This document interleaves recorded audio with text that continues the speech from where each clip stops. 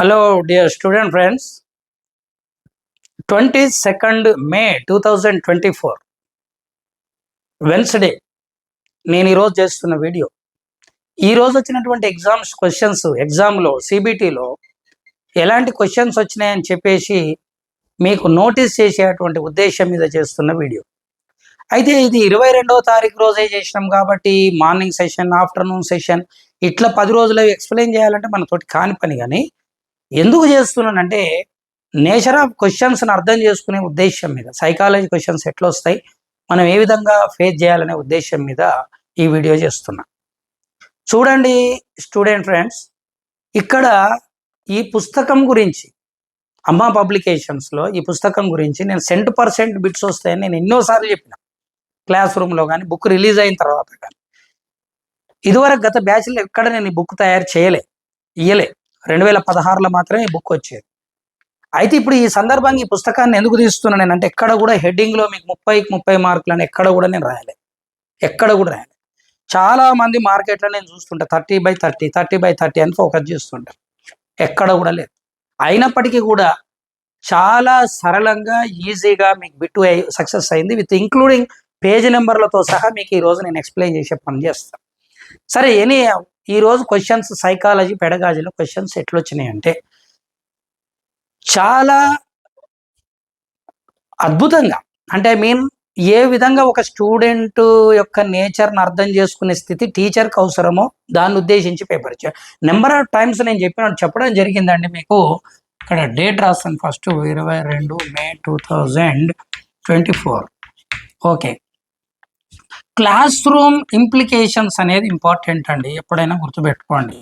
Class రూమ్లో ఒక టీచర్గా నువ్వు ఎట్లా సక్సెస్ అవుతావు అని ఈ వీడియోలో ప్రధానంగా మీకు నేను చెప్పాలనుకుంటున్న అంశం ఒకటే ఏమిటంటే, ఆన్లైన్ అనేటువంటి ఎడ్యుకేషన్ సిస్టమ్ అనేది బండ కొట్టాల్సిన అవసరం ఉంది. మరి ఇప్పుడు మేము వింటున్నది కూడా అట్లనే కదా సార్ అంటే, మీకు ఇది మీడియా ద్వారా మీకు రీచ్ అవుతున్నా. ఎస్, మీరు అనేది కరెక్టే. నేను ఇప్పుడు నాలాంటి వాళ్ళు తెర మీదకి వచ్చి చెప్పాల్సిన అవసరం ఉంది. ఎందుకంటే ఆన్లైన్ విద్య ద్వారా ఉపాధ్యాయుడు మీకు మళ్ళీ దొరకడు. పెడితే నువ్వు కామెంట్స్ పెట్టాలి, ఆ కామెంట్స్ను కూడా ఆఫ్ చేసి పెడితే నీకు అది కూడా ఛాన్స్ ఉండదు. కానీ ఆఫ్లైన్ ఎడ్యుకేషన్ సిస్టంలో క్లాస్ రూమ్లో నేను స్టూడెంట్స్ తోటి రెగ్యులర్గా చెప్తున్నాను. నేను ఏమని, ఆన్లైన్ విద్యలో మనం విద్యార్థితోటి ఇప్పుడు ఆన్లైన్లో ఒక కోర్సు తీసుకుంటే నీకు టాపిక్ టు టాపిక్ ఎక్స్ప్లెనేషన్ చేస్తాడు. క్లాస్ రూమ్లో స్టూడెంట్కు టీచర్కు ఉండే రిలేషన్షిప్ని ఎక్స్ప్లెయిన్ చేయడం అనేది ఆన్లైన్లో ఆ రకమైనటువంటి ఫీల్ రాదు. అదే ఆఫ్లైన్లో స్టూడెంట్ ముఖత ఉన్నప్పుడు వస్తుంది. అట్లా నెంబర్ ఆఫ్ టైమ్స్ మనం చెప్పిన క్లాస్ రూమ్ ఇంప్లికేషన్ క్వశ్చన్సే ఈరోజు 8 వచ్చినాయంటే, మీరు ప్రీవియస్ స్టూడెంట్స్ని అడగండి, క్లాస్ రూమ్లో ఉన్నటువంటి విద్యార్థులను అడగండి, వాళ్ళకి తెలియజేస్తారు. ఈరోజు ఏమేమి క్వశ్చన్స్ అడిగండి సార్ అంటే, మనం 30కి 30 క్వశ్చన్స్ ఇక్కడ ఇప్పుడు ఎక్స్ప్లెయిన్ చేస్తున్నాను మీకు. ఇక్కడ ఒకటి డిస్గ్రాఫియా గురించి అడిగాడు. డిస్గ్రాఫియా అంటే ఏమిటి అంటే, మన క్లాస్ రూమ్లో కొన్ని ప్రత్యేకతలు ఉంటాయి, అది ఆఫ్లైన్లో అద్భుతంగా ఉంటాయి. డిస్గ్రాఫియా గురించి వచ్చినప్పుడు డిస్ఫేసియా, డిస్కాలిక్లియా, రివిజువలైజేషన్ ప్రాబ్లమ్స్, అదేవిధంగా డిస్ఫ్రాక్సియా, ఇలాంటి అంశాలను చాలా స్పష్టంగా నేను క్లాస్ రూమ్లో చెప్తుంటుంటాను. ఎక్కడనైతే రాత వైకల్యం, ఫస్ట్ స్టేట్మెంట్ నేను అది ఇస్తాను. డిస్ఫేసియా అంటే భాషనా వైకల్యం, డిస్లెక్సియా అంటే పఠనా సమస్య, డిస్గ్రాఫియా అంటే రాత వైకల్యం, డిస్కాలిక్యులియా అంటే గణిత సమస్య, డిస్ఫ్రాక్సియా అంటే సునిశ్చితమైనటువంటి వేలి కండరాలను వినియోగించే శక్తి లేకపోవడం, రివిజువలైజేషన్ ప్రాబ్లమ్స్ అంటే చూసి రాయగలుగుతాడు కానీ చూడక చేయలేడు. ఇలాంటి ప్రాబ్లమ్స్ అన్నింటికి కూడా ప్రధాన కారణం ఏమిటంటే మినిమల్ బ్రెయిన్ డిస్ట్రక్షన్స్. అంటే తల్లి గర్భంలో ఉన్నప్పుడు పిల్లవాని మెదడులో వచ్చేటువంటి రక్తంకు సంబంధించినటువంటి క్లాటింగ్, లేదంటే చిన్న చిన్న అఘాతాలు, లేదనుకుంటే లెర్నింగ్ డిజబిలిటీస్ ఏర్పడడానికి కారణాన్ని డోమన్ డిలాక్టో సిద్ధాంతాలు ఎక్స్ప్లెయిన్ చేసినాయి. నేను ఇంత లోతుగా మాట్లాడాల్సిన అవసరం లేదు. ఈ రోజు వచ్చిన బిట్టు మాట్లాడి పట్టును ఎగరగొట్టవచ్చు, కానీ రేపు బిట్టు ఏమొస్తుందో నాకు తెలియదుగా. అందుకొరకు నేను చెప్తున్నాను. డిస్లెక్సియా అనేది ఒక గ్రీక్ పదం. దీని అర్థం పద ఉచ్చారణ సరైన సమయానికి పదాలు వివరించడం రాకపోతే దాన్ని మనం డిస్లెక్సియా అంటాం. డిస్లెక్సియాను సవరించడానికి ఉపయోగించాల్సిన బోధనా పద్ధతి ఏంటంటే విండో చార్ట్. రేపు ఇది బిట్టు కావచ్చు. విండో చార్ట్ అంటే ఏమిటంటే, క్రింది నుంచి పైకి రాయించుకుంటూ వెళ్తూ ఉంటుంటాం. ఇలాంటివి కొన్ని మనకు బోధనా పద్ధతులు క్లాస్ రూమ్లో డైరెక్ట్ స్టూడెంట్స్కి చాలా అద్భుతంగా నేను ఎక్స్ప్లెయిన్ చేసి నోట్స్ ఇవ్వడం జరిగింది. కట్ చేస్తే డిస్గ్రాఫియా అంటే ఏందని చాలా సింపుల్ క్వశ్చన్ అడిగిండు. ఇది భాషణ వైకల్యమా, చలన వైకల్యమా, రాత వైకల్యమా, గణిత, చాలా సింపుల్ క్వశ్చన్. ఇది రాత వైకల్యానికి సంబంధించినటువంటి స్టేట్మెంట్ డిస్గ్రాఫియా. కట్ చేస్తే ఇంకేం అడిగిండు సార్ అక్కడ అంటే బోధన నిర్మాణం, పెడగాజులకు వెళ్ళి క్వశ్చన్ అడిగాడు. పెడగాజులకు వెళ్ళి వచ్చినటువంటి క్వశ్చన్ ఏమిటి సార్ అంటే మీకు ప్రిస్క్రిప్టివ్ విధుల నుంచి క్వశ్చన్ ఒకటి రావడం జరిగింది. ప్రిస్క్రిప్టివ్ విధులు అంటాడు. ప్రిస్క్రిప్టివ్ విధులు అంటే ఏంటంటే చర్య, పరస్పర చర్యా విధులు, దాని పేరే పరస్పర చర్యా విధులు. ఇది బోధనలో రెండవ దశను సూచిస్తుంది. బోధనలో ఉన్నటువంటి దశలు ఎన్ని అంటే మూడు దశలు. ఈ రోజు ఇప్పుడు క్లాస్ రూమ్లో అంటే ఆన్లైన్ క్లాస్ అని మీరు భావిస్తే మీ క్లాసులో మీ కెమెరా ముందుకు నేను వచ్చిన ఏం చెప్తే బాగుంటుంది, ఎట్లా చెప్తే బాగుంటుంది అని చెప్పి నేను మనసులో ముందే సిద్ధపడితే ఆ సంసిద్ధతను స్టేజ్ 1 అంటాం. స్టేజ్ 1 అంటాం. స్టేజ్ 2లో ఏం జరుగుతుంది అంటే ఇక్కడ స్టేజ్ 2లో పరస్పర చర్యా దశ అంటాం. దీనినే ఇంటరాక్టివ్ స్టేజ్ అంటాం. ఇంటరాక్టివ్ స్టేజ్ అంటాం, ఇంగ్లీష్లో ఇంటరాక్టివ్ స్టేజ్ అంటాం. ఈ ఇంటరాక్టివ్ స్టేజ్ గురించి ఈరోజు క్లాసులో అడిగాను. దీని నుంచి 2 క్వశ్చన్లు అడిగాను. ఉపాధ్యాయుడు ప్రణాళికను సిద్ధం చేసుకునేదేమో పూర్వబోధన దశ, విధులను సిద్ధం చేసుకునేదేమో ప్రిస్క్రిప్టివ్ విధులు. దీని మీద నుంచి వచ్చినటువంటి క్వశ్చన్ ఏంటంటే ఉపాధ్యాయుడు విద్యార్థి ఇద్దరు కూడా సంసిద్ధంగా ఉండేటువంటి దశ ఏది అని అడిగాడు. అది ఇంటరాక్టివ్ స్టేజ్. బోధనలో ఇది రెండవ దశను సూచిస్తుంది. కట్ చేస్తే ఇంకొక క్వశ్చన్ మరి మీకు ఎన్సిఎఫ్ మీ నుంచి అడిగిన నేషనల్ కరిక్యులర్ ఫ్రేమ్వర్క్ నుంచి అడిగాడు.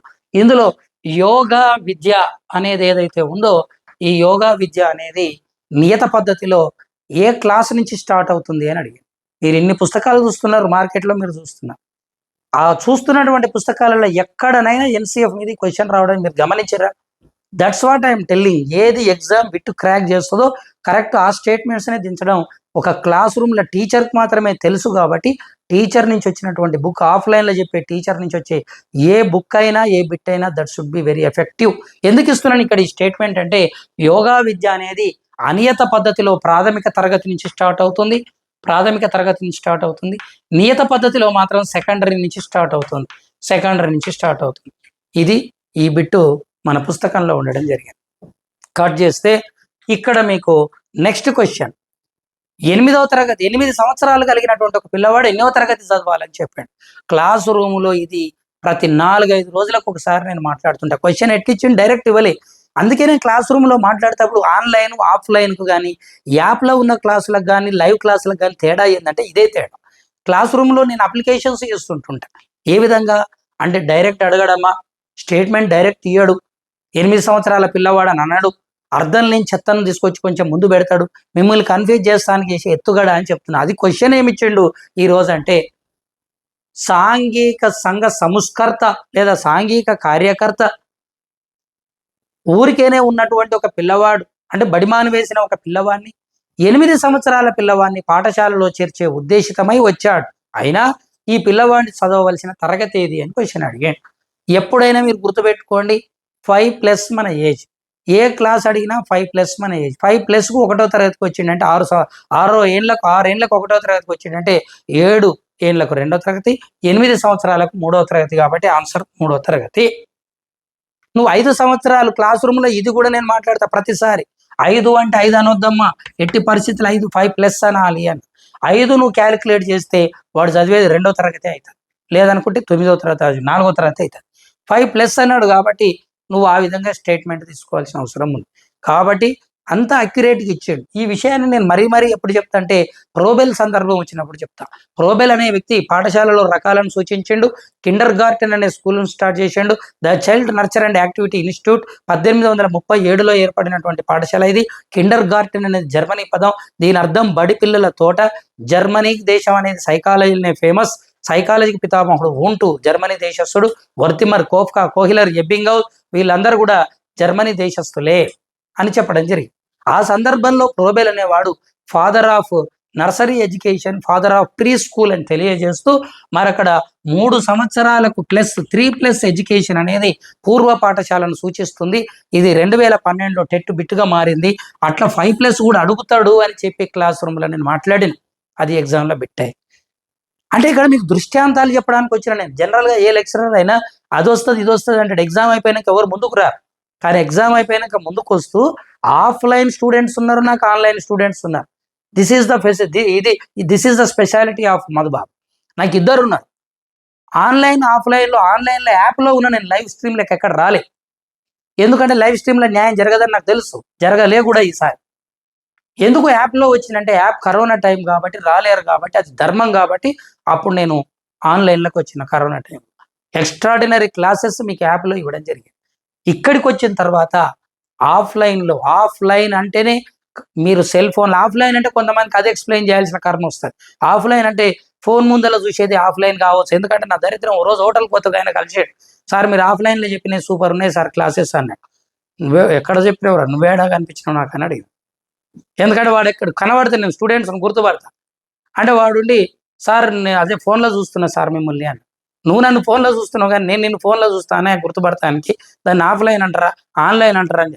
ఆన్లైనా సార్, అది నేను ఆఫ్లైన్ అనుకున్నా అని అంటే, ఇగో ఇది చెప్పాలి, ఇది చెప్పలే నేను ఆన్లైన్, నేను చేసిన తప్పే. కాబట్టి ఆఫ్లైన్ అంటే క్లాస్ రూమ్లోకి వచ్చి వినడం, క్లాస్ రూమ్లోకి వచ్చి ఇంటోడే మునగాడు, వాడే సక్సెస్ రేట్ ఉంటుంది. ఎప్పుడైనా వాందే సక్సెస్ రేట్ ఉంటుంది. 4,000కు 5,000కు 3,000కు ఆశపడు, కాలేజీలు స్కూళ్ళకు ఆశపడు, పనిచేసే సంస్థలను ఆశపడు, పైసలను నమ్ముకొని అక్కడ కూర్చున్న వానికి అన్ని వదిలిపెట్టి హాస్టల్ జీవితం అనుభవించి ఇక్కడ వచ్చి ప్రిపేర్ అయ్యేవానికి ఖచ్చితంగా తేడా ఉంటుంది. అది 2 మార్కులు ఉన్నా చాలు, that's only the deciding factor to get the success. Okay, cut చేస్తే బోధన నిర్మాణంలో ఇక్కడ సెకండ్ ప్రిస్క్రిప్టివ్ స్టేజెస్ గురించి ఇక్కడ నేను చాలా చక్కగా మాట్లాడడం జరిగింది. ఇప్పుడు ఏమేమి వచ్చినాయి పెడగాజీ నుంచి అంటే, నీకు డిస్గ్రాఫియా సమ్మిళిత విద్య నుంచి వచ్చింది, ప్రత్యేక పిల్లల విద్య, బోధనా దశల గురించి వచ్చింది. అదేవిధంగా యోగా అనేది సెకండరీ ఎడ్యుకేషన్, ఇది మన ప్రత్యేకత, మన పుస్తకంలోనే ఉంది కేవలం. ఇక్కడ సెకండరీలో నియత విద్య, అనియత విధానం ప్రకారం అయితే నువ్వు ఫస్ట్ క్లాస్ నుంచి ఇవ్వచ్చు అని చెప్పాడు. ఇది ఇక్కడ ఇచ్చినటువంటి స్టేట్మెంట్స్. దీంతో పాటు నాయకత్వం మీద నుంచి క్వశ్చన్స్ ఇచ్చిండండి. నాయకత్వం మీద నుంచి క్వశ్చన్స్ ఇచ్చినప్పుడు నాయకత్వాలు అనేక రకాలు ఉన్నాయి. కానీ చాలా మంది లెక్చరర్స్ చేస్తున్న తప్పేందండి, నేను లెక్చరర్స్కి చెప్తున్నా ముఖత, ఎందుకంటే పిల్లలను డిస్టర్బ్ చేయకండి. నాయకత్వం అనగానే కేవలం స్వేచ్ఛాయుత నాయకత్వం, అనుజ్ఞ నాయకత్వం, అదేవిధంగా తీసుకున్నట్లయితే ప్రజాస్వామ్య నాయకత్వం, నిర్దేశకం, 2-3 నాయకత్వాలు చెప్తున్నాను, నేను కాదంటలేదు. నిరంకుశ నాయకత్వం వేరు, నిర్దేశిత నాయకత్వం, అధికారయుత నాయకత్వం వేరు. చాలా మంది ఇక్కడ నిరంకుశ, అధికారయుత 2 ఒకటిగానే ప్రజెంట్ చేస్తారు. నిర్దేశక నాయకత్వం అంటేనేమో డైరెక్ట్, ఇట్లా కాదాయ బాబు నువ్వు ఇట్లా పో అని రూట్ చూపిస్తే నిర్దేశక నాయకత్వం. కొన్నిసార్లు అధికారం చూపిస్తాడు, ఎందుకంటే మనకంటే పెద్దోళ్ళు కాబట్టి, అట్లా పోతే ఎట్లా బాబు ఇట్లా పో అంటాడు, అది అధికారం న్యాయసమ్మతమే అని నమ్మడం కూడా నాయకత్వంలో అనుచరుల భాగం. కానీ నిరంకుశత్వ నాయకత్వం అంటే ఏంటంటే బెదిరించడం, వాళ్ళు చెప్పిందే నిజమని నమ్మించడం. There is a small screen between this both. అట్లా పిల్లలలో గురించి ఏం క్వశ్చన్ ఇచ్చిండి ఇక్కడ మీకంటే, పిల్లలు చేసేటువంటి పనిలో పదే పదే జోక్యము చేసుకునే తల్లిదండ్రులు తమ మాట వినాలని చెప్తున్నాడు. 6వ తరగతి పిల్లవాడు ఏదో ఇచ్చిండు, క్వశ్చన్కి యాడ్ చేశాడు. 6వ తరగతి చదువుతున్నటువంటి పిల్లవాడిని తన తల్లిదండ్రులు నేను చెప్పిందే వినాలని చెప్పి వాళ్ళు చేసే ప్రతి పనిలో జోక్యం చేసుకుంటున్నారు. అయినా తల్లిదండ్రులు ఇక్కడ వాడిన నాయకత్వం ఏమిటి అంటాడు, ఇది నిరంకుశత్వ నాయకత్వం కాదు, ఇది అధికారయుత నాయకత్వం, నిర్దేశక నాయకత్వం. ఇలాంటి క్వశ్చన్ ఒకటి ఇవ్వడం జరిగింది. ఇక్కడ మీకు ఎన్ని క్వశ్చన్స్ వచ్చేసినాయి అంటే 4 క్వశ్చన్లు వచ్చినాయి. దీనితో పాటు జనరల్ క్వశ్చన్ అడిగాడు, మానసిక ఆరోగ్యం మీద మనం ఊహించని క్వశ్చన్ అడిగాడు. అఫ్ కోర్స్ ఇది జనరల్ సైకాలజీ కిందకే వస్తుంది, పెడగాజీ కిందకి రాదు. మానసిక ఆరోగ్యం, మెంటల్ హెల్త్ మీద అడిగినటువంటి క్వశ్చన్ ఏంటి తల్లి అంటే, ఎంత అద్భుతమైన క్వశ్చన్ అంటే, టోటల్ క్వశ్చన్ పేపర్లోనే నాకు బాగా నచ్చిన క్వశ్చన్ ఇది. ఏంటంటే, ఈ క్రింది వారిలో ఏ పిల్లవాడు ఈయన పిల్లవాడు అనుకోరు, నడుస్తారు, ఈ క్రింది వారిలో ఏ పిల్లవాడు ఆరోగ్యకరమైన మానసిక స్థితి కలిగి ఉన్నాడని మనం చెప్పవచ్చు క్వశ్చన్ అడిగి అందులో ఒకటి ఆప్షన్ నెంబర్ 1, తల్లిదండ్రులు సూచించేటువంటి సూచనలను ఇష్టం లేకపోయినా తప్పనిసరిగా పాటించే పిల్లవాడు, ఆప్షన్ నెంబర్ 1. ఆప్షన్ నెంబర్ 2, తన సామర్థ్యం కంటే అధిక కాంక్ష స్థాయి కలిగినటువంటి అంశాన్ని ఎంచుకొని తాపత్రయం చెందే పిల్లవాడు, అంటే హ్యావింగ్ ద ఆస్పిరేషన్, లో ఆస్పిరేషన్ లెవెల్స్, కాంక్షా స్థాయి హై ఆస్పిరేషన్ లెవెల్స్, కాంక్షా స్థాయి ఎక్కువ ఉంది కానీ సామర్థ్యం లో ఎబిలిటీ. అంటే అర్థం చెప్పాలంటే, అదేదో సినిమాల వెంకటేష్ ఏమైనా నువ్వేం కావాలనుకుంటున్నావు అని అంటే, నేను కలెక్టర్ కావాలనుకుంటా అంటే, నువ్వు కలెక్టర్ కాదు, కండక్టర్ అయ్యే కెపాసిటీ కూడా లేదు, కలెక్టర్ అంటావా అని ప్రకాష్ రాజ్ వెంకటేష్ తోటి ఏదో సినిమాలో స్టేట్మెంట్ ఇస్తాడు. ఈ వీడియో చూస్తున్న అందరికీ ఆ సినిమా పేరు తొందరగా చెప్తారు ఇప్పుడు నాకు తెలిసి, ఎందుకంటే మనకు అందులో నైపుణ్యం ఎక్కువ. ఆ సినిమాలో ప్రకాష్ రాజు వెంకటేష్ తోటి ఇచ్చే స్టేట్మెంట్ అది కట్ చేస్తే, సామర్థ్యం తక్కువ ఉండి ఎక్కువ అంశాన్ని ఎంచుకున్న, సామర్థ్యం ఎక్కువ ఉండి తక్కువ ఉద్యోగం చేస్తున్న వ్యక్తికి సంఘర్షణలు ప్రారంభమవుతాయి. ఎక్కడ సంఘర్షణలు ఉద్భవిస్తాయో అక్కడ మానసిక ఆరోగ్యం దెబ్బతింటది. మరి విషయం ఎందుకు చెప్తున్నావు సార్ ఇక్కడ అంటే, విద్యార్థికి మానసిక ఆరోగ్యం దెబ్బతింటానికి రీజన్ ఏంటంటే, ఒకటి తల్లిదండ్రులు ఏం చెప్తే అది బలవంతంగా చేస్తున్నారు. అంటే తల్లిదండ్రులు ఏం ప్రెజర్ చేస్తలేరు, కానీ మా తల్లిదండ్రులు మెప్పించాలని ఏమని చేస్తున్నారు. రెండవ స్టేట్మెంట్ ఏంది, తన సామర్థ్యం కంటే అధిక కాంక్ష స్థాయి గల అంశాన్ని ఎంచుకున్నాడు. మూడవది, తీరిక లేకుండా శ్రమ చేసే విద్యార్థి మానసిక ఆరోగ్యంతో ఉండడు. ఫోర్త్ వన్ గమ్మత్ ఏంటంటే ఆప్షన్, ఈ 3 చదవకుండా ఆన్సర్ పెట్టవచ్చు. క్వశ్చన్ ఎంత అద్భుతంగా ఉందో, ఆప్షన్స్ అంత దరిద్రంగా ఉన్నాయి, 3 బాగున్నాయి. నాలుగోది ఏమని ఇచ్చిండంటే మానసిక ఆరోగ్యం గల పిల్లవాడని ఇచ్చాడు. ఇంకా డైరెక్ట్ ఈ క్రింది వానిలో తీయగా ఉన్న వస్తువు ఏది అని 4, 5 ఇచ్చి 4వ చక్కెర అని ఇచ్చాడు. ఇంక నువ్వు ఆ 3 చదవాల్సిన పని లేదు, చక్కెర డైరెక్ట్ చదివితే వాడు ఫస్ట్దే కనుక ఆప్షన్ వాంది అయితే వాడే మనగాడు అదృష్టవంతుడు, ఈ రోజు రాశిఫలం ఆయనదే బాగున్నట్టు. సో మానసిక ఆరోగ్యం గురించి స్టేట్మెంట్ ఇచ్చాడు. బ్రూనర్ యొక్క బోధనా సిద్ధాంతం. బ్రూనర్ బోధనా సిద్ధాంతం మీద క్వశ్చన్ అడిగాడు. జెరోమ్ బ్రూనర్ అనేవాడు యాక్చువల్ మైండ్, ప్రాక్టికల్ వరల్డ్ అనే గ్రంథం రాశాడు, ఎడ్యుకేషన్ ప్రాసెస్ అనే గ్రంథం రాశాడు. మీకు షార్ట్ కట్లో చెప్పడం కొరకు నేను ఎన్నోసార్లుగా దీన్ని ఏపీఈపీ అంటే ఆఫ్లైన్లో ఆన్లైన్లో కూడా చెప్పినాం, కానీ ఆఫ్లైన్లో కూడా ఇదే స్టేట్మెంట్ ఇచ్చినాం. ఏపీఈపీ అనే 2 గ్రంథాలు. ఏపీ అంటే actual mind, practical world. EP అంటే ఎడ్యుకేషన్ ప్రాసెస్. దేశం అమెరికా. ఇతను ఇనిషియేటివ్ లెర్నింగ్, ఆవిష్కరణ అభ్యసనం మీద ఇతను రీసెర్చ్ చేసి ఇతను ఎడ్యుకేషన్ ప్రాసెస్ అనే గ్రంథం సైకాలజీలోనే అత్యంత ప్రఖ్యాతి చెందినటువంటి గ్రంథం జెరోమ్ బ్రూనర్. వీరు 3 రకాలైనటువంటి టీచింగ్ స్టైల్స్ చెప్పడం జరిగింది. అవి నటనా పద్ధతి, రెండవది చిత్రపట పద్ధతి, మూడవది ప్రతీకాత్మక పద్ధతి. దీని మీద క్వశ్చన్ రావడం జరిగింది. నటనా పద్ధతి, చిత్రపట పద్ధతి, ప్రతీకాత్మక పద్ధతి, దీని మీద క్వశ్చన్ రావడం జరిగింది. అయితే నటనా పద్ధతి అంటే యాక్టివ్ మెథడ్ కాదు, ఎనాక్టివ్ మెథడ్. ఇంగ్లీష్ మీడియం వాళ్ళకి ఇది రిస్క్ అయ్యే ఛాన్స్ ఉంది, ఎందుకంటే యాక్టివ్ మెథడ్ అనేది ఒకటి ఇచ్చిండు, ఎనాక్టివ్ మెథడ్ అనేది ఒకటి ఇచ్చిండు ఎగ్జామ్ హాల్లో. ఆ విషయాన్ని మనం పక్కకి వేస్తే క్వశ్చన్ ఏమని ఇచ్చిండు ఇక్కడ మనకు అంటే, అప్లికేషన్ బ్రూనర్ సిద్ధాంతమే, కానీ అప్లికేషన్ చివరకు చేస్తలేరు. ఏమని వచ్చింది, విహారయాత్రకు వెళ్ళినటువంటి ఒక విద్యార్థి ఇంటికి వచ్చిన తర్వాత విహారయాత్ర విషయాలను కేవలం తన చలన కదలికల చేత మాత్రమే ప్రదర్శిస్తూ తల్లికి చెప్పెను, అంతే, మాటల ద్వారా వివరించలేదు. అయినా ఇతను వాడిన బోధనా పద్ధతి అంటే ఇతను వాడిన పద్ధతి ఈ క్రింది వానిలో డాష్ అని అడిగాడు. 1 నటనా పద్ధతి, 2 చిత్రపట, 3 ప్రతీకాత్మక పద్ధతి. చిత్రపట పద్ధతి జనరల్గా చిత్రపట పద్ధతి అంటే ఏమిటంటే, బొమ్మలను వినియోగించి చెప్తే చిత్రపట పద్ధతి అంటాం. బోర్డు మీద బొమ్మలు గీసి చెప్తే చిత్రపట పద్ధతి, బోధనోపకరణాలు వాడితే చిత్రపట పద్ధతి. నటనా పద్ధతి అంటే వ్యక్తి బహిరంగంగా చేస్తున్నటువంటి ఒక పనిని నటనా పద్ధతి అంటారు.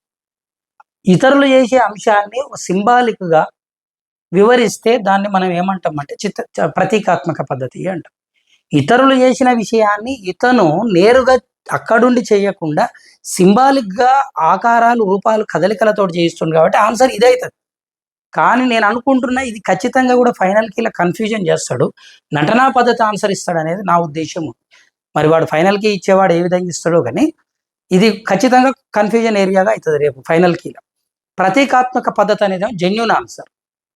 ఎందుకు జెన్యూన్ ఆన్సర్ అంటే, అతనే గనక అక్కడ ఉండి నిర్వహిస్తే, వాడే నిర్వహిస్తేప్పుడు ఇతరులు చూస్తే నటనా పద్ధతి అవుతుంది.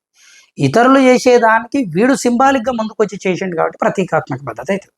సో ఆన్సర్ ఏది ఇచ్చినా క్వశ్చన్ నేచర్ మాత్రం ఇది అవుతుంది, ద జెన్యూన్ ఆన్సర్ మాత్రం సింబాలిక్ మెథడ్, ప్రతీకాత్మక పద్ధతి అవుతుంది. నటనా పద్ధతి అంటేనేమో ఒక అంశాన్ని చేసి ఇతరులకు వివరిస్తే నటనా పద్ధతి, కళ్ళ ముందే హైడ్రోజన్ వాయువు తయారీని జింకు ముక్కలు వేసి వివరించిన, లేదు 6 సమగణాలను కలిపి ఒక ఇల్లు తయారు చేసి వివరించిన, లేదనుకుంటే క్లే బంకమట్టి తోటి ఒక ఆకారాన్ని తయారు చేసి ఏది స్తూపము, ఏది గోళము, ఏది పిరమిడ్ అని చెప్పి వివరించిన నటనా పద్ధతి అవుతుంది. ఇదే పిరమిడ్ను, ఇదే గోళాన్ని ఊరికనే ఇట్లా బొమ్మల రూపంలో ఈ విధంగా చేసి వివరించి ఇదే పిరమిడ్ అంటే అది పట్టుకునేదిగా చేసేది కాదు, బొమ్మ చూసి చెప్తుంది కాబట్టి చిత్రపట పద్ధతి. పిరమిడ్ అంటే ఏంటిది అంటే ముక్కు, అదే సార్ నలుసుకొని ముక్కు అంటాం అంటే ఎస్, పిరమిడ్ ఆకారంలో ఉండేదే ముక్కు అని చెప్పి పిరమిడ్కు ఏదో ఒక ప్రతీకగా నీకు చూయించాలి కాబట్టి ముక్కును ఒక సింబల్గా చేసి నేను చూపిస్తే ఓహో ఇదా అంటే ప్రతీకాత్మక అవుతుంది. అదే వస్తువుని తీసి నీ చేతి ముందర పెడితే నటనా పద్ధతి అవుతుంది. ఇప్పటిదాకా ఇచ్చిన క్వశ్చన్ ప్రకారం అక్కడ జరిగిన విహారయాత్ర విషయాలను ఇక్కడికి వచ్చి వివరించడం అనేది ప్రతీకాత్మక పద్ధతి కాబట్టి ఆన్సర్ ఇది ఇవ్వాలి. మరి ఏది ఇస్తాడు అనేది we have to wait for that ఫైనల్కి. ఓకే, నెక్స్ట్ ఇక్కడికి వచ్చి పెడగాజీ క్వశ్చన్స్ మీకు కంప్లీట్ చేసేసినాం. మనం ఎప్పుడు అనుకున్నట్టుగానే 30 మార్కులలో 5 నుంచి 6 మార్కులు పెడగాజీ నుంచి వస్తాయి. ఆ విధంగా నీకు ఎన్సిఎఫ్ నుంచి, యోగా నుంచి, బోధనా దశల నుంచి, నెక్స్ట్ అదేవిధంగా ఉపాధ్యాయానికి సంబంధించిన పరస్పర ఇంటరాక్టివ్ చర్యల గురించి, నెక్స్ట్ బ్రూనర్ బోధనా విధానం గురించి క్వశ్చన్స్ అడగడం జరిగింది. జనరల్ సైకాలజీలో ఏం క్వశ్చన్స్ అడిగిండో చూద్దాం.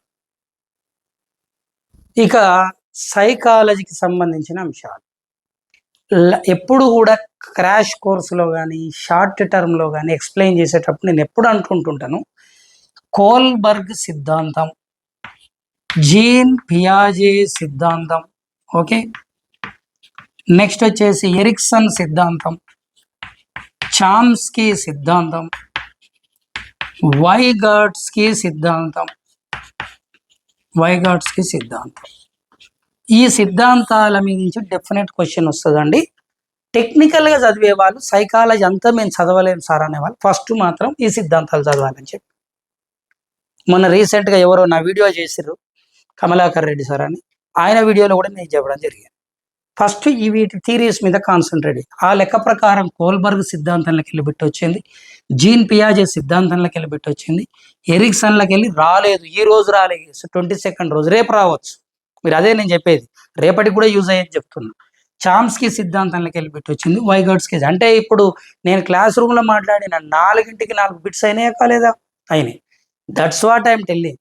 Expert is expert. సబ్జెక్ట్ చెప్పేటప్పుడు సార్లు ఎందుకు చెప్తారు అనే విషయాన్ని చాలా జాగరూకతతో గమనించాలి. నేను మళ్ళీ చెప్తున్న మిత్రులారా, మీ అందరికీ నేను ఒకటే మాట, మీరు గుడ్డెద్దు చేలబడ్డట్టు ఉండదు.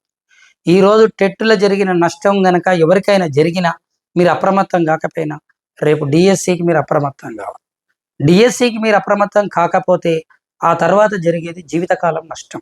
టెట్లో నష్టం జరిగినా సరే దాన్ని ఒక మార్క్ తోటి డిఎస్సిలో కవర్ చేసుకోవచ్చు. ఈ టెట్ అనేది ఒక గుణపాఠంగా భావించండి. ఎవరైనా నిర్లక్ష్యంగా ఉంటే, నేను ఎప్పుడు చెప్తూ ఉంటుంటే, క్లాస్ రూమ్లో మేము వేల మంది లక్షల మంది విద్యార్థులకు చెప్పి ఉన్నాం. నిర్లక్ష్యంగా ఉన్నటువంటి పిల్లల తర్వాత మూల్యం చెల్లించుకోవాల్సి వస్తుంది. క్లాస్ రూమ్ వర్క్ అనేది చాలా important. So please be alert and pay your attention at the board. ఎన్నోసార్లు నేను చెప్తుంటుంటాను, ఉపాధ్యాయుడు ఇది మీరు బీఈడి పరీక్షలు రాసినట్టు తమాషా కాదు. సో డిఎస్సికి సక్సెస్ఫుల్గా అప్రమత్తంగా అండి, సక్సెస్ వైపు బాటలు వేస్తారని నేను ఆశిస్తూ మీకు గైడెన్స్ ఇస్తూ ముందుకు వెళ్తున్నాను. Thank you very much. ఇక్కడ ఎరిక్సన్ ఒక క్వశ్చన్ మినహాయిస్తే కోల్బర్గ్ సిద్ధాంతంలో ఏమని అడిగింది సార్ అంటే, కోల్బర్గ్ సిద్ధాంతంలో 3 స్థాయిలు మనకు కనిపిస్తాయి. ఇది పూర్వ సాంప్రదాయక స్థాయి, ఇది సాంప్రదాయక స్థాయి, ఇది ఉత్తర సాంప్రదాయక స్థాయి. పూర్వ సాంప్రదాయక స్థాయిలో 2, సాంప్రదాయక స్థాయిలో 2, ఉత్తర సాంప్రదాయక స్థాయిలో 2, 3, 4, 5, 6 దశలు కనిపిస్తాయి. ఈ 6 దశలలో ఈ క్లాస్ చెప్పిన ఎవరి టైం నేను చెప్తూ ఉంటుంటాను మీకు. 1వ దశ దండన విధేయత లేదా శిక్ష విధేయత అనుస్థాపన.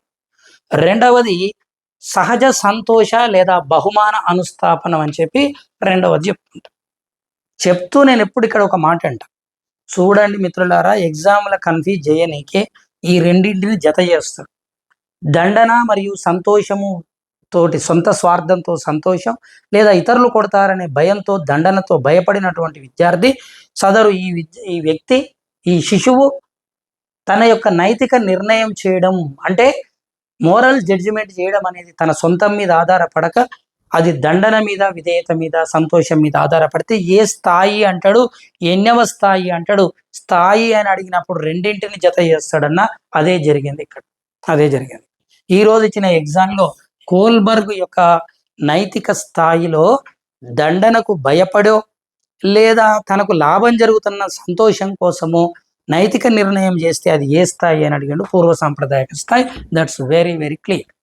ఇక్కడికి సిద్ధాంతంలోకి వెళ్ళి ఒక క్వశ్చన్ అయిపోయింది. నెక్స్ట్ క్వశ్చన్, పియాజే సిద్ధాంతం. జీన్ పియాజే స్విట్జర్లాండ్ దేశస్థుడు మోరల్ జడ్జిమెంట్ ఆఫ్ చైల్డ్ అనే గ్రంథం రచించాడు. తన సొంత పిల్లల మీద 16 సంవత్సరాలను రీసెర్చ్ చేసి పిల్లవాని యొక్క అభివృద్ధి ప్రజ్ఞపరంగా ఎట్లా వికసిస్తుందని చెప్పి స్కిమాటాల మీద రీసెర్చ్ చేస్తూ 4 దశలను తెలిపిండు. ఆ 4 దశలలో ఒకటవది ఇంద్రియ లేదా సంవేదన చాలక దశ, రెండవది పూర్వ ప్రచాలక దశ, మూడవది మూర్త ప్రచాలక దశ, నాలుగవది అనియత లేదా అమూర్త ప్రచాలక దశ అని చెప్పేసి 4 దశలు అని చెప్పాడు. ఇందులో మిగిలిన 3 దశలను పక్కకు పెడితే ఎక్కువ అవే చదువుతారు కాబట్టి దాంట్లోకి వెళ్ళి అడిగితే క్వశ్చన్ ఏం చేసింది సార్ అంటే ఇంద్రియ చాలక దశలకు వెళ్ళి అడిగి శిశువు బొమ్మను దొరికినటువంటి బొమ్మను నేలకేసి కొట్టి అది చేసే శబ్దాలను వింటూ శబ్దాలను అనుకరించేటువంటి దశ ఈ క్రింది వానిలో డాష్ అన్నాడు ఇంద్రియ చాలక దశ. మీకు ఒకటి చెప్పాలా, కామన్ సెన్స్ ఉన్నవాడి సిద్ధాంతం చదవకున్న ఈ రోజు క్వశ్చన్కి ఆన్సర్ చేయొచ్చు. ఏ విధంగా అంటే ఏ ఏజ్లో బొమ్మను నేలకేసి కొడతాడండి, 2 సంవత్సరాల లోపలనే కొడతాడు. తర్వాత 3 సంవత్సరాలప్పుడు కూడా కొడుతుండొచ్చు, కాదని కాదు, కానీ జనరల్గా అంతకన్నా తక్కువ ఏజ్లో అయితే కొడతాడు కదా.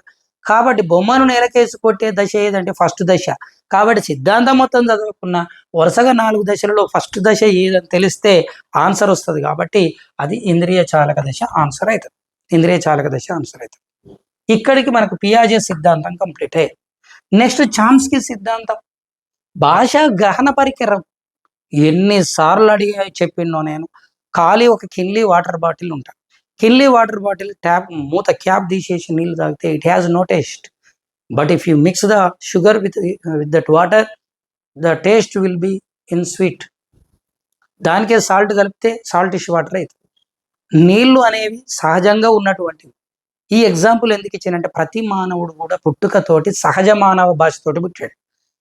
ఎవ్రీ హ్యూమన్ బీయింగ్ పుట్టేటప్పుడు భాష అనేది నేర్చుకుంటే వస్తుంది అనేది 99% మంది ఆలోచన.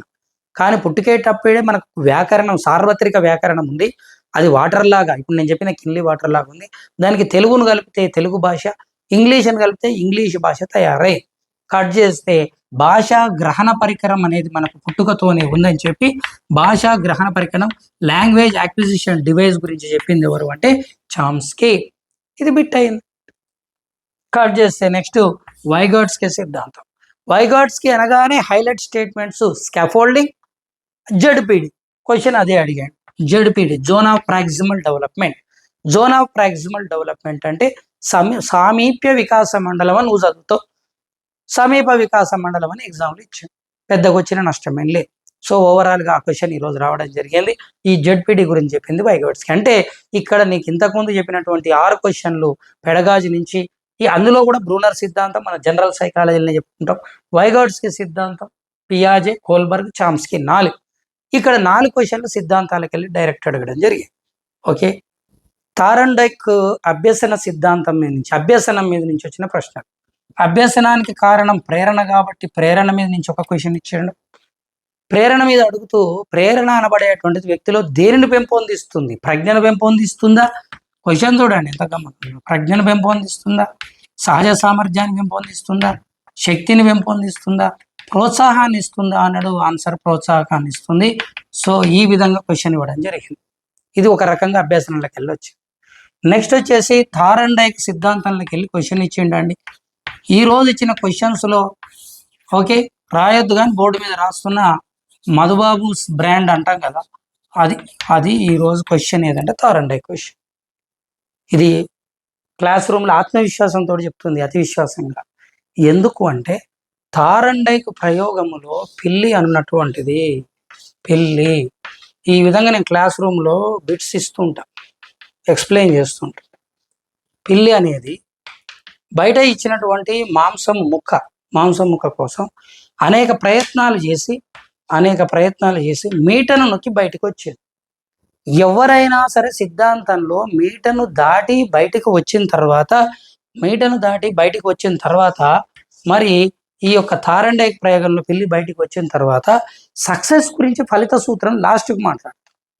బట్ వెరీ ఫస్ట్ నేను క్లాస్ రూమ్లో ఇచ్చే మీకు లైవ్ ఎగ్జాంపుల్ కూడా ఏమి ఇస్తుంటుండేనంటే ఈ ఫ్యాన్ వేయండి కొంచెం స్విచ్ అని నేను స్టూడెంట్స్ని అడుగుతుంటుంటా క్లాస్ రూమ్లో. నటనా పద్ధతి అనగా ఒక స్టూడెంట్ లేచి వేయడానికి ట్రై చేస్తుంటుంటాడు. ఆగండి, నేను తమాషా కన్నా నీకు ఆ స్విచ్ వేయడానికి వస్తుందో రాదో, ఏ స్విచ్ ఏదని తెలుసో తెలియదో, మొదటిసారి ఒకవేళ నువ్వు కరెక్ట్గా వేసినా అది కరెక్ట్గా చేసినట్టు కాదు, బై లక్లో చేసినట్టు. కాబట్టి యాక్సిడెంటల్గా జరిగింది. దిస్ ఈజ్ వన్ ఛాన్స్, ఒక అవకాశం. యత్నాల సంఖ్య పెరిగే కొద్దీ దోషాల సంఖ్య తగ్గుతుంది.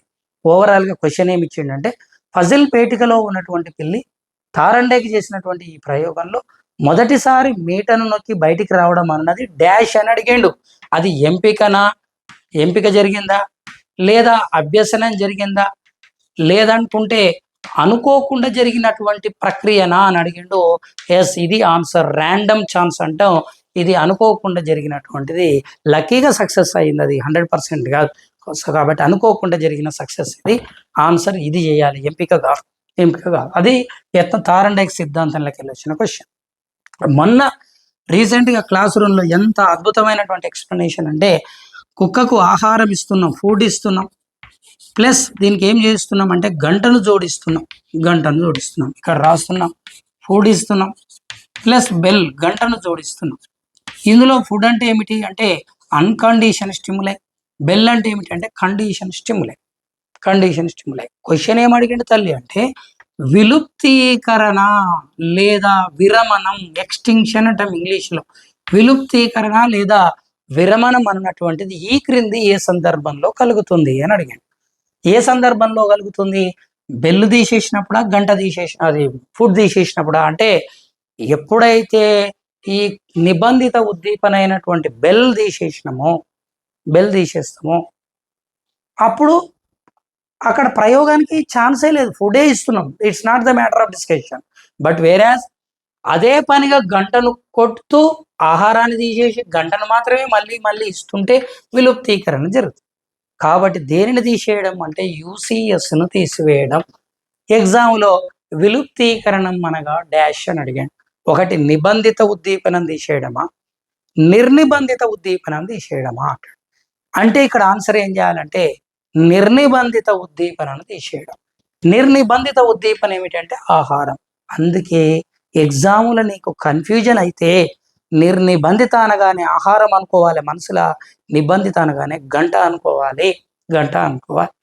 ఎంత తెలిసినా ఎగ్జామ్ హాల్కి పోయినాక అగంతుక దోషం అని ఉంటుంది, మతిమరుపుకు కారణం అవుతుంది. మతిమరుపు ఏర్పడడానికి కారణంలో సడన్ షాక్ ఒకటి, అంటే ఎగ్జామ్ ఎన్వైరన్మెంట్లోకి వెళ్ళగానే వచ్చిన ఆన్సర్స్ మర్చిపో. కాబట్టి వ్యక్తి సహజ ప్రవర్తన ఉండాలి, కృత్రిమ ప్రవర్తన. ఇప్పుడు మీకు క్లాస్ రూమ్లో మీకు ఫోన్ ముందు చెప్తున్నా కదా, లేదనుకుంటే కెమెరా ముందు చెప్తున్నా కదా అని చెప్పి నా వ్యక్తిత్వాన్ని నేను మార్చుకుంటే that may cause to have the disturbance అనమాట. అది అంశానికి కారణం అవుతుంది. మరి ఇక్కడ నెక్స్ట్ డిస్కషన్ మనం దేని మీద మాట్లాడుతున్నాం సార్ అంటే, ఇక్కడ తారండైక్ సిద్ధాంతంలోకి వెళ్ళి ఒకటి వచ్చింది, పావులో సిద్ధాంతంలోకి వెళ్ళి ఒక బిట్ రావడం జరిగింది. అభ్యసనంలో 3 వచ్చినాయి. ఇక్కడ ప్రేరణ మీద నుంచి ఒక క్వశ్చన్ వచ్చింది, తారండైక్ నుంచి ఒకటి వచ్చింది, నిబంధిత ఉద్దీపన అన్నాడు కాబట్టి పావులో నుంచి ఒకటి వచ్చింది. మూర్తిమత్వం మీద నుంచి వచ్చినటువంటి ప్రశ్న. మూర్తిమత్వం ఆల్రెడీ మానసిక ఆరోగ్యం కలిగిన పిల్లలలో అని ఒక క్వశ్చన్ వచ్చిందని మనం చర్చించినాం.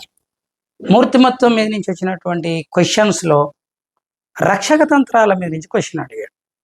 మీరు వెళ్ళిన తర్వాత నా నోట్స్, నేను ఇచ్చిన బుక్ చూడండి, నేను రాయిస్తే క్లాస్ రూమ్లో నోట్స్ చూడండి, ఎంత క్లియర్గా నేను ఇచ్చిన example as it is bit అయింది.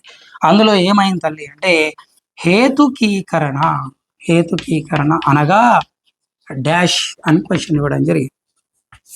ఒక లెక్చరర్గా నాకు కూడా సంతోషం అనిపిస్తుంది, ఎప్పుడు కాన్సెప్ట్ వచ్చినప్పుడు కాదు, డైరెక్ట్ నేను చెప్పింది యాజ్ ఇట్ ఈస్ బిట్గా మారిన. హేతుకీకరణ అనగా డాష్ అన్నప్పుడు ఒకటి ఏమని ఇచ్చిండు ఇక్కడ ఆ విద్యార్థి అంటే, ఫెయిల్ తాను మాత్రమే కాలేదని, తన తోటి విద్యార్థులు అందరూ ఫెయిల్ అయ్యారని వస్తే ఇది ప్రక్షేపణం. అందరికీ ఆపాదిస్తే ప్రక్షేపణం. నెంబర్ ఆఫ్ టైమ్స్ నేను క్లాస్ రూమ్లో చెప్తుంటే స్టూడెంట్స్ అదే పనిగా కన్ఫ్యూజ్ అవుతుంటారు. మొన్న ఈ మధ్య నా టెలిగ్రామ్ నేను పెట్టుకున్న వ్యక్తిగత గ్రూప్లో కూడా కొంతమంది కన్ఫ్యూజ్ అవుతూ ఏవేవో దిక్మాల పుస్తకాలు అన్నీ తీసి అందులో ఫోటోలు పెట్టారు. నేను వెంటనే డిలీట్ చేసి, ఎందుకు అంటే అర్థం లేకుండా పిల్లల్ని కన్ఫ్యూజ్ చేయకండి. హేతుకీకరణం అంటే అందరూ అని చెప్పి పుస్తకంలో ఎవరో రాసిండని అది తీసుకొచ్చి ఇక్కడ పెట్టాడు. అందరూ అని వచ్చిందంటే ప్రక్షేపణమే, ఇంకా నీకు డౌట్ లేదు. ఫలానా రాజకీయ నాయకుడు అంటే ఎవరికి ఇష్టం లేదని నీకు తెలుసా? నీకున్న భావనను అందరికి అప్లై చేస్తే దట్ ఈస్ కాల్డ్ ప్రొజెక్షన్ అంటే ప్రక్షేపణం. కాంతి అద్దం మీద పడ్డది, అద్దం మీద పడ్డటువంటిది గోడ మీద పడ్డది. అంటే అద్దం ఆకారం ఎట్లుందో ఎగ్జాంపుల్ చెప్తున్న ప్రక్షేపణానికి రేపు ఎగ్జామ్లో బిట్టు రావచ్చు. ఇదే కాదు అది చెప్తున్నా మళ్ళీ. సూర్యుడు గోళాకారంగా ఉంటాడు అని అందరూ అంటారు, నాకు తెలియదు.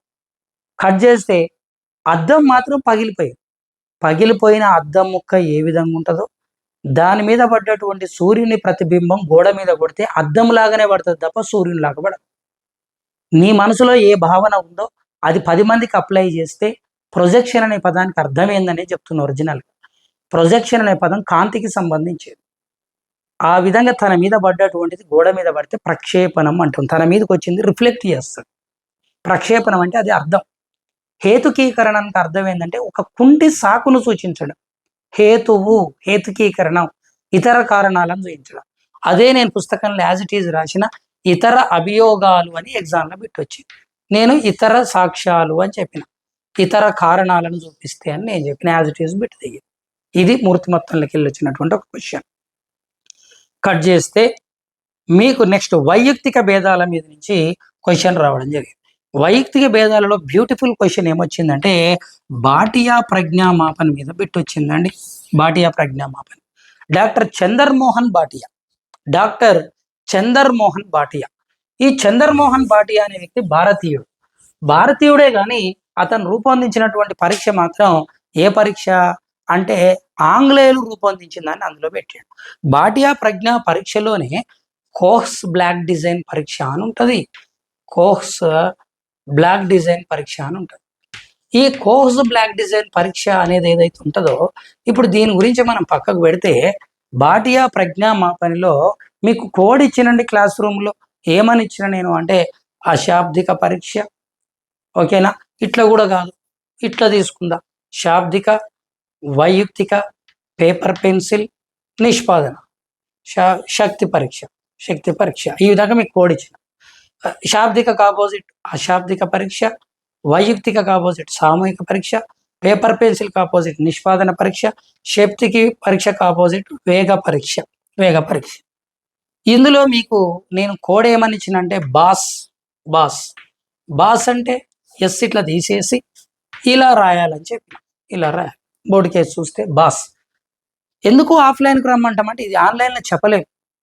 బాస్ అంటే భాటియా పరీక్ష ఎస్ ఆకారం అంటే ఇంతే. నువ్వు బట్టి పట్టాల్సిన అవసరం చూడండి ఎంత ఈజీగా ఉందో. దీనికి ఒక్కొక్క వ్యక్తి తల కిందికి కాలు మీద చేస్తాడు చదువుతాను. అశాబ్దిక పరీక్ష, వైయక్తిక పరీక్ష, నిష్పాదన పరీక్ష, శక్తి పరీక్ష ఈరోజు బిట్టది.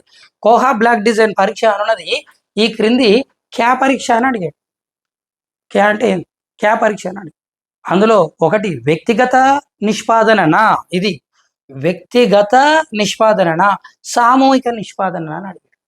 ఇలాంటివి ఆర్ఎస్పిఎంకు నేర్పించిన, ఇలాంటివి బినే సైమన్కు నేర్పించిన, ఇలాంటివి ఆర్మీ ఆల్ఫా పరీక్షకు నేర్పించిన, డిఫరెంట్ టైప్ ఆఫ్ టెస్ట్కు మీకు ఈ నమూనాలు నేను నేర్పించిన. మీరు క్లాస్ రూమ్లో కరెక్ట్ వింటే, వినకుండా కన్ఫ్యూజ్ అయ్యి గందరగోళం చేస్తే దానికి ఎవరేం చేసేదానికి లేదు. ఇట్లా చాలా అద్భుతంగా మీకు ప్రజెంటేషన్ చేయడం జరిగింది. ఇప్పుడు కూడా చూసుకోండి, రేపు రావచ్చు.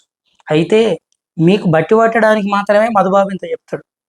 మరి నాకు సబ్జెక్ట్ అంతే ఉంటే సరిపోదు కదా. భాటియా పరీక్ష గురించి కోహా బ్లాక్ డిజైన్ పరీక్ష అనేది చిన్న పిల్లలకు పెడతారు, పెద్దవాళ్ళకు 55 సంవత్సరాల వాళ్ళకు కూడా పెడతారు. కోహా బ్లాక్ డిజైన్ పరీక్ష యొక్క స్పెషాలిటీ ఏంటంటే ఆటిజం కలిగినటువంటి వాళ్ళ కొరకు పెడతారు, ఓకేనా? స్ట్రక్చరల్ డిజార్డర్ అంటారు. అంటే ఎంత రీసెర్చ్ చేసిండంటే కోహా కొన్ని పనులు సాధారణ వ్యక్తుల కంటే మానసిక మెంటల్ డిజార్డర్ వాళ్ళే పర్ఫెక్ట్ చేస్తారని రీసెర్చ్ చేశాడు. కొన్ని పనులను వేగవంతంగా ఖచ్చితత్వంగా చేసే వ్యక్తులు ఉన్నారని రీసెర్చ్ చేసిన వ్యక్తి ఎవరంటే కోహా. ఆటిజం పిల్లలకు హైపర్ యాక్టివిటీ ఉంటుంది, స్పీడ్ ఎక్కువ ఉంటుంది. ఇలా మానసిక అపవ్యవస్థత కలిగిన వాళ్ళలో కొంతమంది ఇంజనీర్స్ ఉన్నారు. ఇంజనీరింగ్ విభాగానికి సంబంధించిన వాళ్ళు కానీ, ఓకే, మెడికల్ విభాగంలో ప్రాదేశిక సామర్థ్యాలు, శస్త్రచికిత్స చేయడంలో ప్రాదేశిక సామర్థ్యం అంటాం. ప్రాదేశిక సామర్థ్యం అంటే ఎత్తులు దూరాలను లెక్కగట్టడం, ఎంత స్పీడ్గా అంచనా కట్టితే దాన్ని స్పేషియల్ ఎబిలిటీ అంటాం. ఆ స్పేషియల్ ఎబిలిటీని లెక్క కడితే ప్రాదేశిక సామర్థ్యం అంటాం. ఈ ప్రాదేశిక సామర్థ్యాలను కూడా అంచనా వేస్తానికి అంటే బాగుండదు, కానీ నార్మల్ డాక్టర్ల కంటే హైపర్ బిహేవియర్ ఉన్న డాక్టర్లే స్పీడ్గా చేసారు, పర్ఫెక్ట్గా చేసారు అని గుర్తుపట్టిండు కోహా. ఇవన్నీ ఎందుకండి, దక్షిణాఫ్రికా క్రికెటర్ జాంటీ రోడ్స్ ఉన్నాడు. జాంటీ రోడ్స్కు ఎపిలెప్సీ సమస్య ఉంది, మూర్ఛ రోగం. కానీ ఆయన క్రికెట్ ఆడేటప్పుడు ఏం డ్రగ్స్ తీసుకుంటాడు, ఎపిలాన్ టాబ్లెట్ వాడతాడు. ఆ వ్యక్తి ఎక్కడో వెళ్ళేటువంటి ఆయన ఏమంటారు, ఫ్లయింగ్ ఫిష్ ఏమంటారు ఆయన, అట్లా ఎగిరి క్యాచ్ బట్టి దుంకుతాడు. అందరూ అనుకుంటారు ఈ క్యాచ్ బట్టి ఇంత పడుతుందంటే అది ఒక డిజార్డర్ వల్ల కూడా సాధ్యమవుతుందని కోహా చెప్తాడు. ఇది సామూహికంగా చేసే పరీక్ష కాదు కదా, ఒక్కొక్క వ్యక్తికి ఎవరికి సమస్య ఉంటే వాళ్ళ మీదనే నిర్వహిస్తారు. కాబట్టి ఇది వైయక్తిక పరీక్ష మరియు నిష్పాదన పరీక్ష. ఎగ్జామ్లో క్వశ్చన్ ఏమడిగిందంటే కోహా బ్లాక్ డిజైన్ పరీక్ష అనున్నది 1 వ్యక్తిగత నిష్పాదన, 2 సామూహిక నిష్పాదన, 3 వ్యక్తిగత పేపర్ పెన్సిల్, 4 వ్యక్తిగత సామూహిక పేపర్ పెన్సిల్ అని ఈ విధంగా పెట్టాడు. ఈ బిట్టు ఆన్లైన్లో కూర్చొని నేను 500 రూపాయలకి యాప్ కొన్నా, 220 రూపాయలు పెట్టి యాప్ కొని మిగిలిన 350 రూపాయలు పెట్టి దావత్ చేసుకున్నా అనవసరం ఈ బిట్ ఎగిరిపోతుంది. ఇలాంటి బిట్స్ ఎగిరిపోతాయి. తర్వాత తలకాయ గోడకేసి కొట్టుకోవాల్సి ఉంటుంది. క్లాస్ రూమ్, మళ్ళీ చెప్తున్నా, పుస్తకం నోట్స్ కంటే కూడా క్లాస్ రూమ్ ఎఫెక్ట్. క్లాస్ రూమ్లకు వచ్చి 80 గంటలు 90 గంటలు ఇంటి పిచ్చోళ్ళు కాదు, ఏవో పిచ్చి పిచ్చి యాప్స్ కొనుక్కొని మందిని బతికిచ్చేది తప్ప ఏం లేదు. ఒకటి వచ్చేసి అభిరుచుల మీద నుంచి క్వశ్చన్ అడిగండి. అభిరుచుల మీద నుండి సహజ సామర్థ్యాల మీద నుంచి క్వశ్చన్ అడిగాడు. అభిరుచుల మీద నుంచి క్వశ్చన్ ఏమొస్తుంది చెప్పండి. పుస్తకంలో చదువుతారు చాలా మంది. ఒక వ్యక్తి తన వ్యక్తిగత స్వాస్థతను దేనితో తదాత్మీకరించుకుంటాడే అదే అభిరుచి. చెప్పింది ఎవరు అంటే షేన్ అని బట్టి పడతాడు. వస్తుందా ఎగ్జామ్లో? ఇప్పుడు నాకు కూడా వచ్చేది, నోటికి వచ్చు. వ్యక్తిగత స్వాస్థతను దేనితో తదాత్మీకరించుకుంటాడో అదే అభిరుచి అని షేన్ అన్నాడని నేను చెప్పిన. కానీ ఎగ్జామ్లో మళ్ళీ నేను వెంటనే ఏం చెప్తా అంటే ఈ నిర్వచనం అనేది కళలో కూడా ఎగ్జామ్లో రాదని నేను చెప్తాను. దీని మీద 100 అప్లికేషన్స్ క్లాస్ రూమ్లు ఇస్తాను. అభిరుచి అనేది పిల్లలలో ఎట్లా పెంపొందించాలన్నప్పుడు క్లాస్ రూమ్ను పక్కకు జరిగి అప్లికేషన్స్ స్టార్ట్ చేసిన రోజులు ఎన్ని, ప్రతి బ్యాచ్లో అదే చేస్తాం. క్వశ్చన్ ఏమని అడిగిందంటే ఈ క్రింది వాళ్ళలో శిశువు యొక్క అభిరుచిని దేని ద్వారా మాపనం చేస్తామంటే అని అన్నాడు. అభిరుచిని దేని ద్వారా మాపనం చేస్తామంటే అని ఒకటి విద్యార్థి ఉపాధ్యాయునికి ఆసక్తిగా కలిగినటువంటి విషయాన్ని బోధిస్తే విద్యార్థి వినడం. నేను కన్ఫ్యూజ్ చేయనీకే, ఎగ్జామ్లో టెన్షన్ పడడానికే ఫీజు కట్టిన 1000 రూపాయలని వస్తారు కొంతమంది. 1000 రూపాయలు కట్టి కూడా టెన్షన్ పడకపోతే ఎందుకని చెప్పి ఎగ్జామ్ హాల్లో టెన్షన్ పడుతుంటారు. ఇక్కడ ఆసక్తి విద్యార్థికి అంటుండా ఉపాధ్యాయునికి అంటుండా? ఉపాధ్యాయుని. మరి ఉపాధ్యాయునికి ఆసక్తి ఉంటే విద్యార్థికి ఏం లాభం? శిశువు అభిరుచి అన్నాడు. రెండవది, ఒక విద్యార్థి ఏం చేస్తున్నాడు? విద్యార్థి సాంఘిక పాఠ్యాంశాలను, సాంఘిక పుస్తకాలను, తనకు ఇష్టమైన సాంఘిక పుస్తకాలను అనేకము అధ్యయనం చేస్తున్నాడు. అయినా అలసిపోవటం లేదు అన్నాడు. అది ఇంపార్టెంట్. ఎప్పుడైతే నువ్వు ఇష్టమైన పని చేస్తున్నావో ఎక్కడ కూడా అలసిపోవు. ఇది గుర్తుపెట్టుకో. ఎక్కడైనటువంటి ఇష్టమైనటువంటి విషయం ఉందో, నీకు ఆసక్తి కలిగినటువంటి అంశం ఉందో అక్కడ అలసిపోవు, అక్కడ తదాత్మీకరణ చెందుతావు. ఒక చిన్న పిల్లని తల్లి ఎత్తుకొని ఆనందించేటప్పుడు ఆనందంలో ఎంతో పెంపకం చేస్తుంది తల్లి కొడుకును బిడ్డను ఎంత పెంచుతుంది అనేది ఆ తల్లికి తెలుసు, కొడుకుకు బిడ్డకు తెలియదు. ఎందుకంటే చిన్నప్పుడు కదా తెలియదు. కానీ అందులో ఎన్ని గంటలు కష్టపడి ఎన్ని గంటలు పనిచేసినా కూడా తల్లి అలసిపోదు. ఎందుకంటే అభిరుచి ప్రేమ. తనకి ఇష్టమైన వ్యవసాయం మీద రైతు అంతగానో పనిచేస్తుంటాడు. ఎందుకు అలసిపోడు అంటే అది ప్రేమ, అభిరుచి. అదేవిధంగా ఉపాధ్యాయుడికి కూడా పాఠశాల అంటే అభిరుచి కలిగితే అలసిపోడు. స్టూడెంట్కు కూడా చదువు అంటే పని చేసేటప్పుడు అలసిపోడు. ఆ విధంగా ఇల్లాలు కూడా ఇంట్లో ఎన్ని గంటలు పనిచేసినా ఆ ఇల్లు అంటే అభిరుచి కాబట్టి అలసిపోదు. కాబట్టి కష్టంతో చదవకు, ఇష్టంతో చదువు అని చెప్తున్నాం. ఈ విధంగా టెట్ డిఎస్సీల క్వశ్చన్స్ వచ్చినప్పుడు బట్టి పట్టొద్దు, అప్లికేషన్ ఓరియంట్లో చదవండి. ఇప్పుడు నేను చెప్పిన దాన్ని బంద్ చేయలే. ఎంత అయింది? నెక్స్ట్ ఆఫ్టర్ మనం చేసే డిస్కషన్ ఏంటి మిత్రులారా అంటే సహజ సామర్థ్యం నుంచి కూడా వీళ్ళు ఏం చేశారు సార్ అంటే డైరెక్ట్గా క్వశ్చన్ అడగాలి. ఒక ఉపాధ్యాయుడు బోధించిన ఏ పాఠ్యాంశం, ఉపాధ్యాయుడు బోధించిన XYZ అనే పాఠ్యాంశంలో విద్యార్థులను సఫలీకృతం చేయాలంటే ఏం చేయాలి అంటే టీచరు పిల్లలను సక్సెస్ చేయాలంటే ఏం చేయాలి? ఇది క్వశ్చన్. ఇది సహజ సామర్థ్యం నుంచి వచ్చిందని ఇక్కడ డైరెక్ట్ చెప్పలే. 1, 2, 3 ఏదో ఇచ్చిండు. 4వ ఆప్షన్లో ఏమని రాసిండు ఇక్కడ అంటే విద్యార్థి యొక్క సహజ సామర్థ్యాలకు అనుగుణంగా బోధించాడు. అంటే చిత్రలేఖనం ఇంట్రెస్ట్ ఉన్నవానికి చిత్రలేఖనం, పాటలు ఇష్టం ఉన్నవానికి పాటలు, ఎవరికి ఏది ఇష్టం ఉందో దానిని బట్టి ముందుకు తీసుకుపోయింది కాబట్టి అది సక్సెస్ రేటును పెంచడం జరిగింది. సో ఈ విధంగా అభిరుచులు వైఖరులు అనేవి సహజ సామర్థ్యాలకి అడిగిన క్వశ్చన్స్. చూడండి మిత్రులారా, దాదాపు 99% మన క్వశ్చన్ పేపర్ అనాలసిస్ 30కి 30 క్వశ్చన్ల ఎక్స్ప్లెనేషన్ నడుస్తుంది, మనది క్వశ్చన్ రావడం జరిగింది. కాబట్టి క్లాస్ రూమ్ నేను మాట్లాడుతున్న దాంట్లో ఇంటర్నల్ కాన్సెప్ట్ ఒకటే, ఏందది అంటే సబ్జెక్టు మీద మమేకంగా. రెండవది గుడ్డిగా పనికి మాలిన యాప్లను నమ్మదు. మూడవది ఈ సమయంలో మార్గదర్శకత్వమైనటువంటి పుస్తకాలను మీరు విశ్వసించాలి. అందుకోసం మీకు దృష్టాంతంగా కొన్ని విషయాలు నేను చెప్పదలుచుకున్నాను, నేను అన్యదా భావించకండి. ఇట్లా వంగినప్పుడు ఏం చేస్తా అంటే మళ్ళీ టాపిక్ చెప్తా, అంటే మాట్లాడిందే మళ్ళీ రెండోసారి మాట్లాడుతున్నా.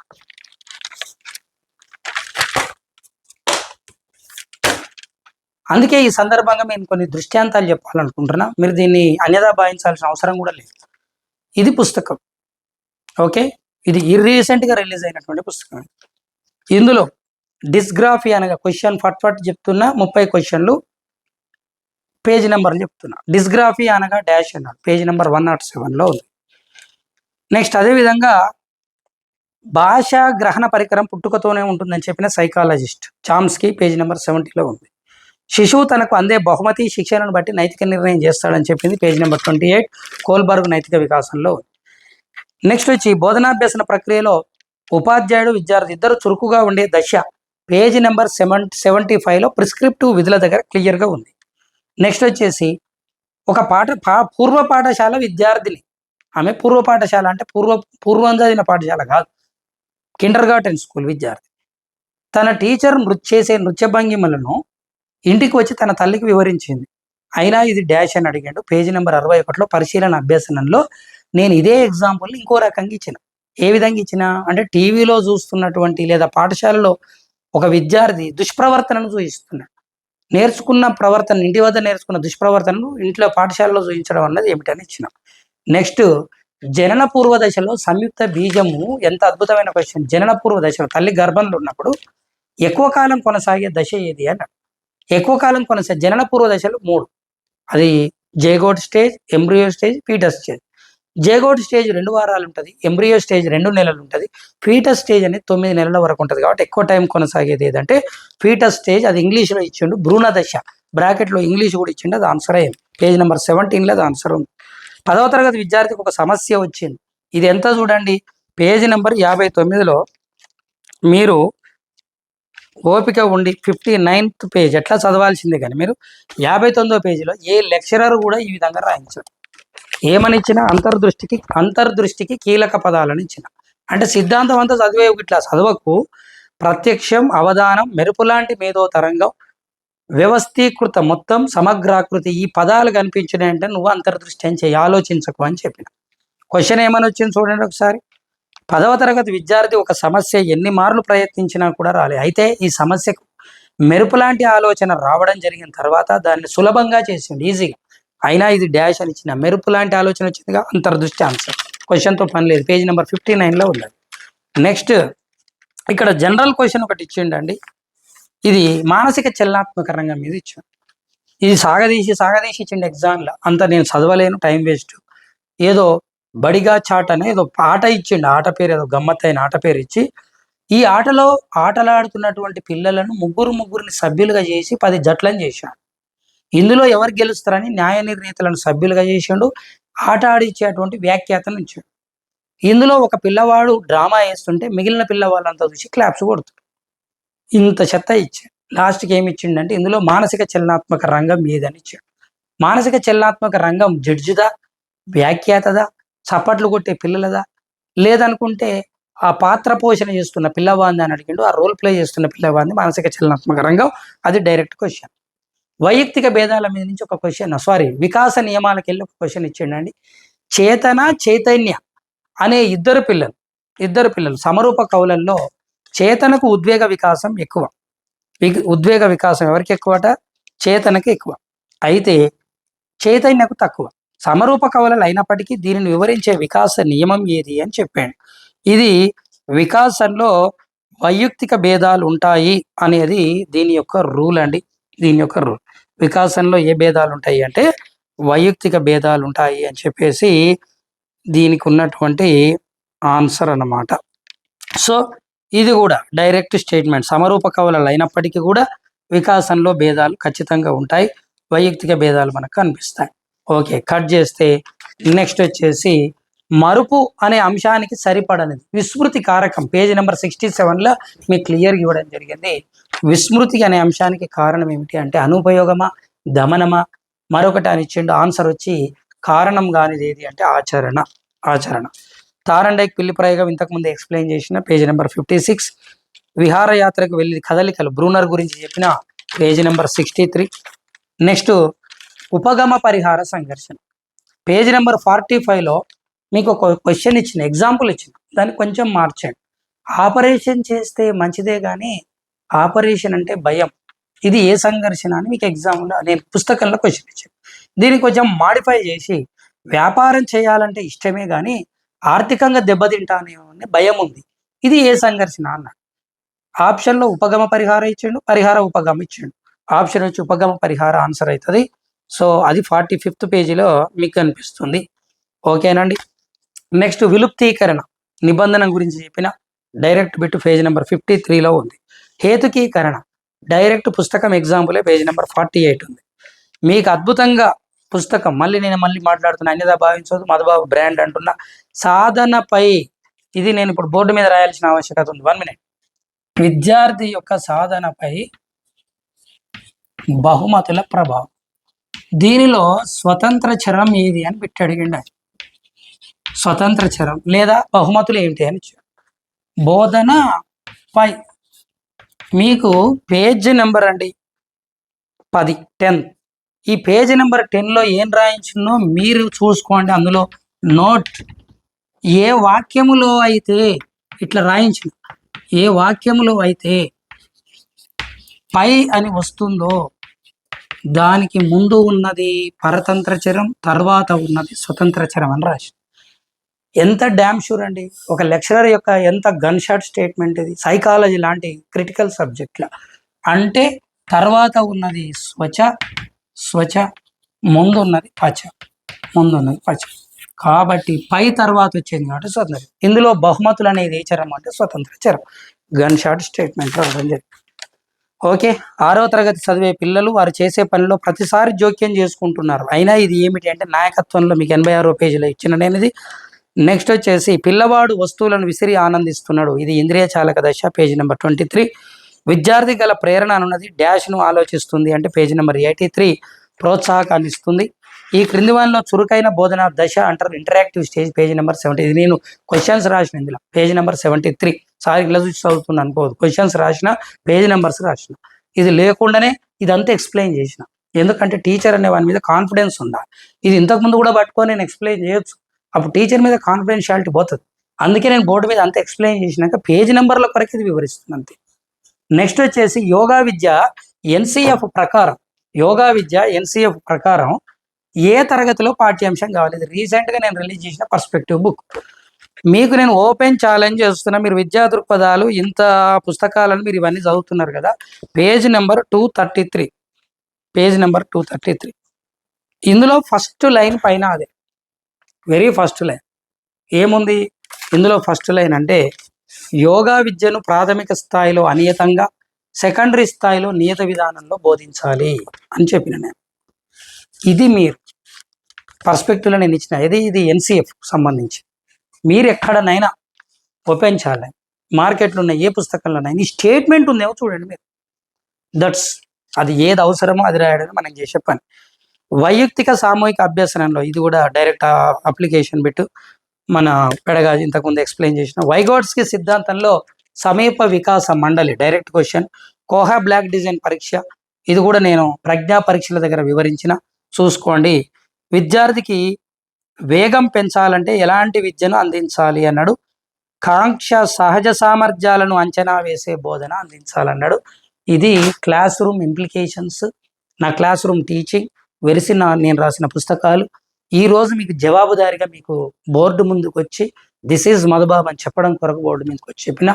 సో అందరు చెప్పినట్టు లైక్ చేయండి, షేర్ చేయండి, సబ్స్క్రైబ్ చేయండి అని చెప్పను. మీకు నచ్చితే నచ్చడం కాదు, ఇది మీ అవసరం, ఖచ్చితంగా వినాలి, విని తీరాలి. 10 మంది బాగుపడాలనుకుంటే షేర్ చేయాలి, అది కంపల్సరీ చేయాల్సిందే, చేసి తీరాల్సిందే. అది మీరు పని, మంచి పని చేయడానికి ఆలోచించవద్దు, చెడ్డ పని చేయడానికి ఆగిపోవాలి. Okay, wish you all the best. శుభం భూయతే. Thank you very much.